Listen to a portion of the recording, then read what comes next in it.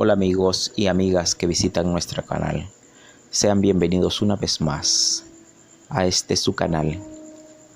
Hoy les estaré comentando acerca de un tema. El tema se llama Lo que no te contaron de Moisés y el pueblo de Israel. En esta ocasión te voy a contar el simbolismo que tenía esta relación.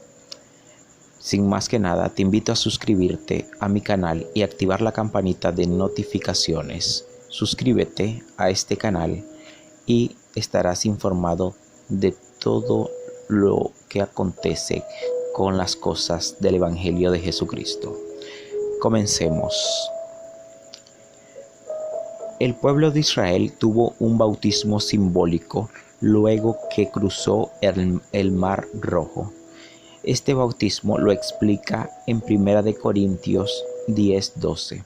Pablo explica que el antiguo Israel fue bautizado en el Mar Rojo.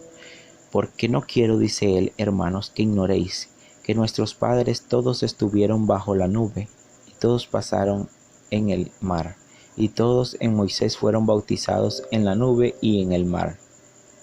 ¿Qué simbolizaba este bautismo? Dicen que el bautismo simboliza la muerte de nuestros pecados, la muerte del hombre pecador, del hombre que le gusta lo carnal o lo sensual. La palabra bautizar significa sumergir. Uno de los que bautizaban era Juan. Juan bautizaba en un lugar donde había mucha agua. El lugar se llamaba Enón junto a Salim, porque ahí había muchas aguas y venían y eran bautizados. Juan 3:23. Ese mito de que hay que echarle un poquito de agua a la persona en la cabeza lo aclara el significado del bautismo, que significa sumergir. Y el gran bautizador, que era Juan el Bautista, él bautizaba en el río donde habían muchas aguas. Así que la forma correcta de bautizar es sumergiendo el cuerpo de la persona. El pueblo de Israel tuvo muchos problemas y nosotros hoy en día veremos por qué. El antiguo pueblo de Israel fue bautizado simbólicamente al pasar por el Mar Rojo. Cubierto por una nube, habían dejado atrás sus pecados en Egipto, y este sería enterrado bajo el agua.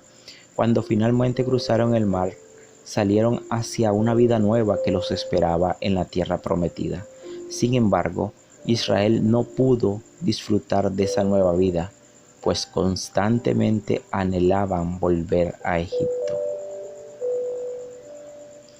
Hoy en día, hermanos, ese mismo anhelo se nos presenta a nosotros. Luego que nos bautizamos, queremos volver a nuestra vida anterior. Debemos aprender del error de Israel y no volver nunca más al pecado. Tenemos que dejar el viejo hombre en su sepultura y vivir una nueva vida.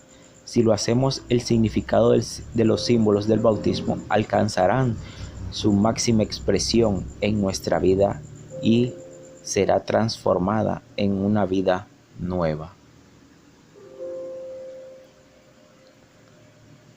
Eso representaba el bautismo que tuvo el pueblo de Israel. Ahora les voy a hablar acerca de la serpiente que puso Moisés para que todos los israelitas que habían sido picados por las serpientes en ese momento fueran sanados. Vamos a leer en Números 21 del 4 al 9 y dice lo siguiente: Después que partieron del monte de Jor, camino del Mar Rojo, para rodear la tierra de Edom, y se desanimó el pueblo por el camino, y habló el pueblo contra Dios y contra Moisés. ¿Por qué nos hiciste subir a Egipto para que muramos en este desierto? Pues no hay pan ni agua, a nuestra alma tiene fastidio de este pan tan liviano. Jehová envió entre el pueblo serpientes ardientes que mordían al pueblo, y murió mucho pueblo de Israel.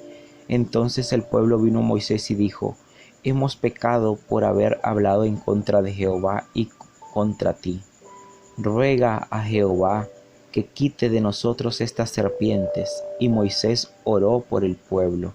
Y Jehová dijo a Moisés: hazte una serpiente ardiente, y ponla sobre una asta, y cualquiera que fuere mordido y mirare a ella, vivirá. Y Moisés hizo una serpiente de bronce, y la puso sobre una asta, y cuando alguna serpiente mordía a alguno y miraba a la serpiente de bronce, esa persona vivía. Interesante. Ahora vamos a Juan 3, del 14 al 17. Capítulo 3, versículo del 14 al 17. Y como Moisés levantó la serpiente en el desierto, así es necesario que el Hijo del Hombre sea levantado, para que todo aquel que en él crea no se pierda, mas tenga vida eterna. Porque de tal manera amó Dios al mundo, que ha dado a su Hijo unigénito, para todo aquel que en él cree no se pierda, mas tenga vida eterna. ¿Por qué no envió Dios a su Hijo al mundo para condenarlo al mundo, sino para que el mundo sea salvo por él? Ese era el tema central de la serpiente. Era un simbolismo de la crucifixión del Hijo de Dios. Y el Señor quería mostrarnos mediante ese símbolo que toda aquella persona que vea al Hijo de Dios y le ore con fe, podrá ser salvo de cualquier enfermedad. Por muy mal que se vea esa persona, podrá ser salvo por medio de su fe. Miren el ejemplo, solo viendo a esa serpiente los que eran picados eran salvos. Hoy en día no tenemos fe en Dios, en nuestro Salvador, y decimos: no puedo curar ese cáncer, no puedo curar esa enfermedad terminal, pero sí lo podemos hacer. Solo tenemos que ver a Dios y al Hijo, a Jesucristo nuestro Redentor, y pedirle con fe, y seremos sanos por medio de la fe que ejerzamos. Claramente está escrito que todo fue una sombra de salvación por medio de la fe en Cristo. El pueblo de Israel representa a la humanidad, donde están los escogidos para la salvación.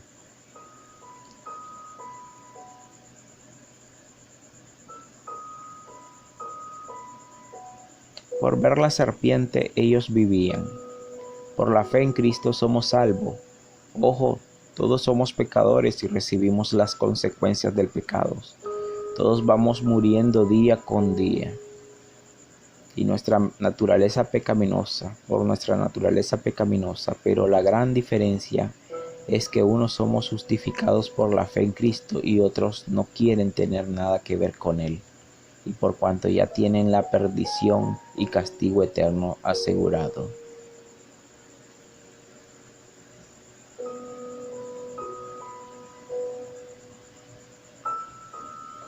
Efesios 2, versículo 8 al 9. Porque por gracia sois salvos por medio de la fe, y esto no de vosotros, pues es don de Dios.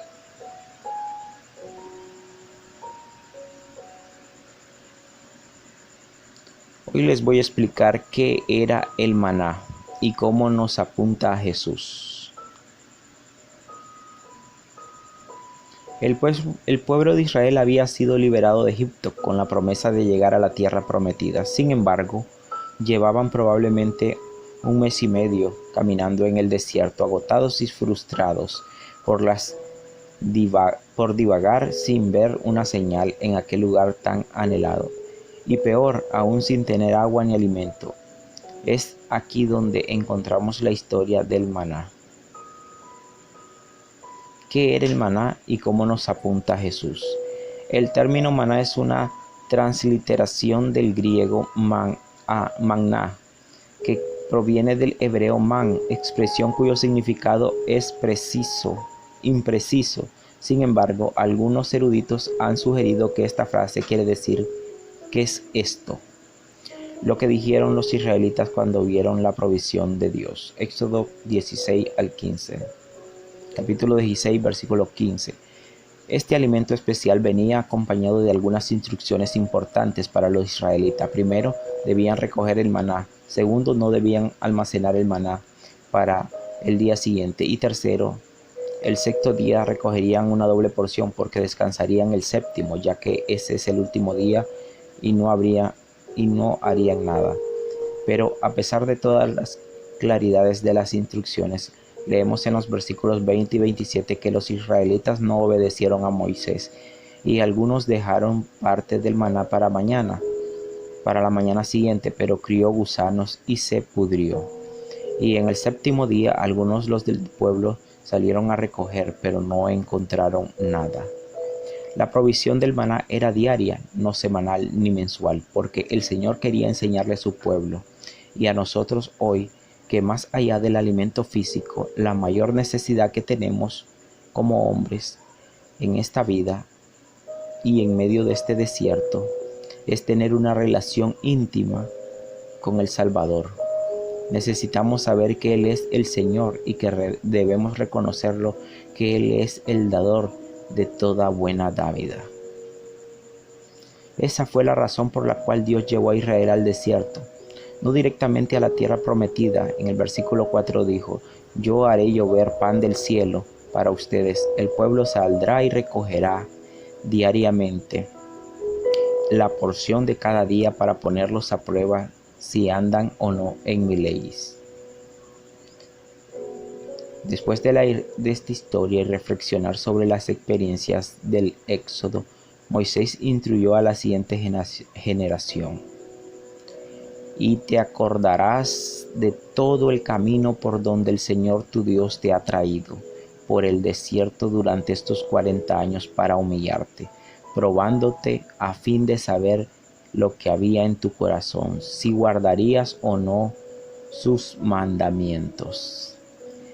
Si ustedes recuerdan o han leído, el Señor había tenido a este pueblo 40 años en el desierto y ellos daban vuelta en una misma dirección. Y no podían salir de ahí. Y aquí Moisés dice que él los estaba probando para ver qué es lo que ellos tenían en su corazón. Y en su corazón no había arrepentimiento. Ellos querían volver a la antigua ciudad donde eran esclavos. Así hay muchas personas que quieren volver a ser esclavos del pecado y no quieren demostrarle al Señor que en su corazón han cambiado, y por eso son castigados por la desobediencia al mandato del Señor. Cuando a Israel le faltó la comida, entonces murmuró y Dios le proveyó alimento, pero con esa comida venía una lección aún mayor. Él te humilló y te dejó tener hambre y te alimentó con el maná que tú no conocías ni tus padres habían conocido, para hacerte entender que el hombre no solo vive de pan, sino que vive de toda palabra que sale de la boca de Dios. Ese fue el propósito del maná. Los israelitas comieron el maná 40 años hasta que llegaron a la tierra habitada. Esa sería la última vez que aquellos hombres verían el maná caer del cielo. Pero en el Nuevo Testamento nos ayuda a entender mejor el propósito de aquel alimento. En Juan vemos que habían muchas personas hambrientas y Jesucristo alimentó a 5,000 de ellas. Y Jesucristo hizo ese gran milagro.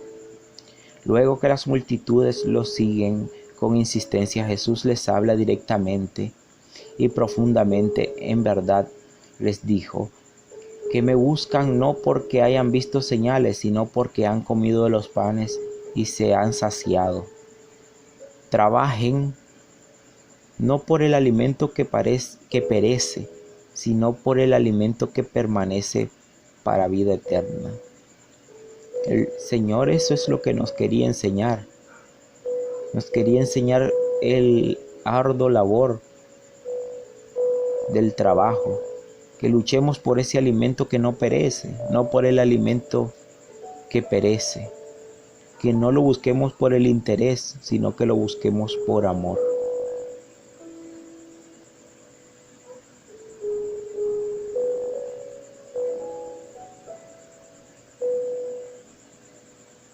Hoy en día tenemos muchas razones por las cuales regocijarnos.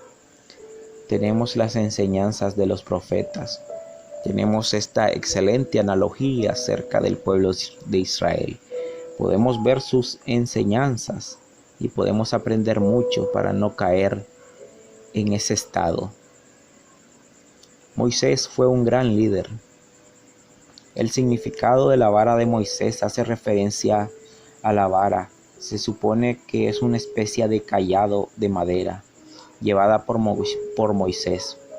Para acreditar su misión con Dios, le comunicó a Moisés que el poder de hacer prodigios por medio de esa vara que tenía en la mano. Para comenzar, Dios cambió por sí mismo la vara en la serpiente que Moisés hubo de coger por la cola y luego tomó de nuevo la forma de vara.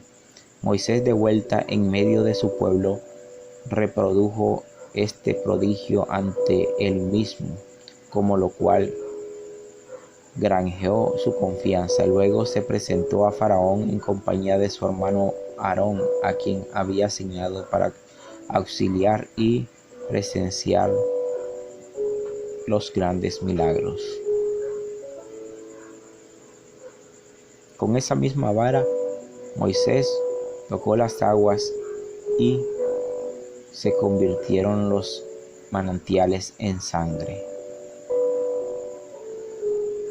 Con esa misma vara golpeó el suelo y apareció una gran nube de mosquitos.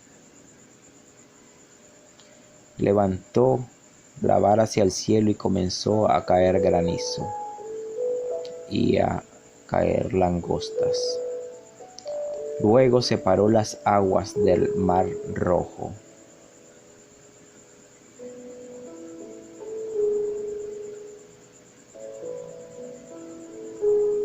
Esa vara era un gran simbolismo del poder del sacerdocio que tenía Moisés. Hoy en día nosotros tenemos muchas herramientas como esas que podemos golpear, levantar para poder sanar y poder salir adelante. Yo testifico de que el presagio de el pueblo de Israel contrasta mucho con nuestra vida. Tiene una gran enseñanza para nosotros. No podemos andar 40 años dando vuelta en el mismo lugar. Debemos de abrir los ojos y ver las bendiciones que Dios nos ha dado por medio de estas enseñanzas. Escudriñen las Escrituras, porque en ellas os parece que tenemos la vida eterna, y ellas son las que dan testimonio de vuestro Salvador. Utilicen sus medios de comunicación, ya sean sus celulares, no importa la marca, si son iPhone, si son Samsung, Huawei o cualquier marca que ustedes puedan ver en sus computadores, ordenadores. Pueden ustedes buscar cualquier información para poder estar al tanto de lo que el Señor nos ha encomendado. Yo sé que estas cosas son verdaderas y pueden seguir aprendiendo más de ellas. De esta forma concluyo esta enseñanza, pero sin no antes recordarte que te suscribas y toques la campanita de notificaciones para que estés al tanto de nuestros audios. Así que reciban un saludo y de esta forma me despido. Hasta pronto.